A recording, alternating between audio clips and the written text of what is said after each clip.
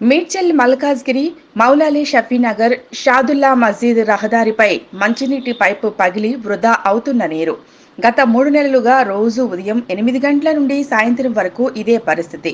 మంచినీటి సరఫరా మూసివేసే వరకు లక్షలాది లీటర్ల నీరు వృధాగా పోతున్న దృశ్యం. పలుమార్లు ఉన్నతాధికారులకు సమస్యను వివరించినా పరిష్కరించే దిశగా ప్రయత్నించటం లేదు.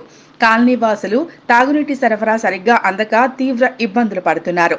కాలనీ వాసులు వాటర్ వర్క్స్ బోర్డు చుట్టూ తిరిగినా ఫలితం లేదు. కాలనీలో ఇంటింటికి అందాల్సిన నీటిని ఇలా రోడ్డుపాలు అవుతున్నా పట్టించుకునే నాదుడే లేడు. ఎండాకాలమే కాదు, ఏ కాలమైనా సరే మోతాదులో మంచినీటి సరఫరా అందక కాలనీ వాసులు ఎప్పుడూ ఇబ్బందుల పాలే అవుతున్నారు.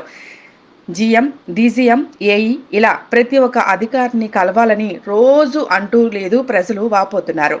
ఇక్కడైనా స్పందించి సమస్య పరిష్కరించాలని కోరుతున్నారు.